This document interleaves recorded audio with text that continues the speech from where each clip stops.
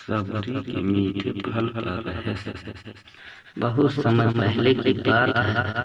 भगवान श्री राम अपनी पत्नी सीता को रावण के हाथों अपहरण होने के बाद सीता की खोज में वन वन भटक रहे थे। उनके साथ उनके भाई लक्ष्मण भी थे। इस यात्रा के दौरान वे अनेक ऋषि मुनियों और भक्तों से मिलते गए।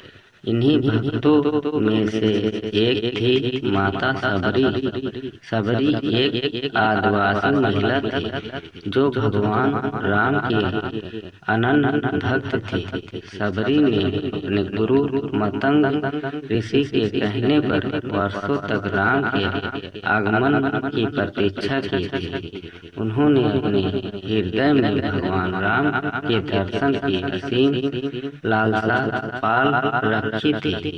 एक दिन उनकी प्रतीक्षा समाप्त हुई। भगवान राम लक्ष्मण उनके आश्रम पहुँचे। सबरी को जैसे ही उनके दर्शन हुए उनका हृदय प्रेम और आनंद से भर गया। उन्होंने दोनों का हर्षोल्लास के साथ स्वागत किया। सबरी ने भगवान राम को ताजे फल अर्पित करने के लिए सोचे, लेकिन उन्हें चिंता हुई कि कहीं फल खट्टे न हों। उन्होंने एक एक फल चख कर देखा और जो फल मीठे होते वही भगवान को अर्पित करने के लिए अलग अलग रख देते।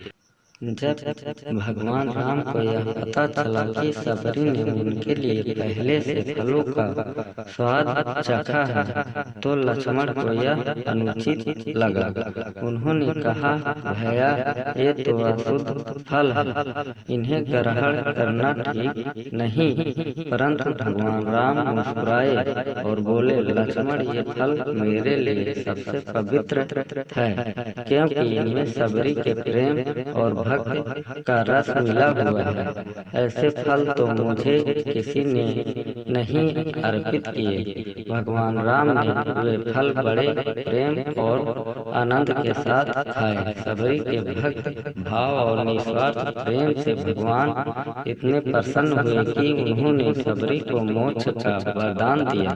कहानी का रहस्य। इस कहानी का रहस्य यह है कि भगवान केवल बाहरी वस्त्र को महत्व नहीं देते, बल्कि हमारे भाव और प्रेम भक्त को महत्व देते हैं। सबरी के भक्त इस बात का उदाहरण है कि भगवान सच्चा प्रेम और समर्पण से ही प्रसन्न होते हैं, वह कोई छोटा बड़ा अमीर या गरीब क्यों न हो। अगर ये धार्मिक कहानी पसंद आई हो तो हमारे चैनल को लाइक सब्सक्राइब जरूर करें।